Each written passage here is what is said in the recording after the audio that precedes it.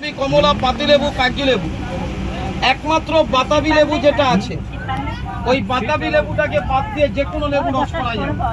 এটা মৌসুমী লেবু। তাহলে শুনে নিন, যে কোনো ফলের একটা বোটার দিক আছে, কি ডালের থেকে যে বোটাগুলো আসছে, এটা কিন্তু সেই বোটাটার দিক।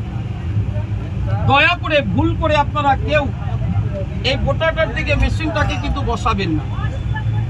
যদি আপনারা এটাকে বসান, তাহলে সারাদিন চেষ্টা করলেও কিন্তু রসটা বেরোবে। মনে রাখতে হবে, এটা উপরের দিকে আছে, আর গোটাটার নিচের দিকে বলুন, গোটার উল্টো দিকে বলুন, আর পেছন দিকে বলুন।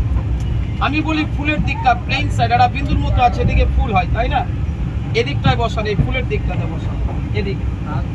যদি ডালিম বা বেদানা হয়, তাহলে যে ফুলটা হয়, ফুলটাকে আগে ডিপ করে একটু গোল করে কেটে নেবেন, ফুলটাকে তুলে নেবেন, জায়গাটা ফাঁকা হয়ে গেলে মেশিনটাকে বসিয়ে দেবেন। লেবুতে কোনো কাটাকাটি লাগবে না। নিন, এবার তাহলে রসটাকে বের করে নিন।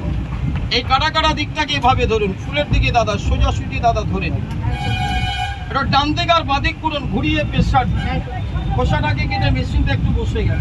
কি আর একটু কষ্ট করুন, পুরো মেশিনটাকে লেবুটার ভিতরে এভাবেই দাদা ঘুরিয়ে প্রেসার দিয়ে সোজা চেপে বসিয়ে দিন। বসে গেল। এবারে কিন্তু রসটা বাইরে চলে আসবে। একটা গ্লাস, ধোয়া গ্লাস আছে, এভাবে দাদা উল্টিয়ে ধরুন, মেশিনের আউটসাইড থেকে ধরে নিন, ফিক্সড। মেশিনটা কিন্তু ধরা থাকবে। হ্যাঁ, আর এক হাত দিয়ে ওপর থেকে লেবুটাকে এভাবে চাপতে হবে আর ঘোরাতে হবে। এটাই দাদা হলো নিয়ম। দেখুন, শুধু লেবুটাকে এভাবে চাপবেন আর ঘোরাবেন, এটাই হলো নিয়ম। হসপিটালে, নার্সিংহোমে, বাড়িতে অসুস্থ পেশেন্ট আছেন, ডাক্তারবাবু বলেছেন একটু ফলের রস করে দাদা খাওয়াবেন। এক গ্লাস মৌসুমী লেবুর জুস, কমলা লেবুর জুস বাইরে কিনতে গেলে 20 টাকা দাম, তাও তো দাদা ভেজাল। কোনো দরকার নেই।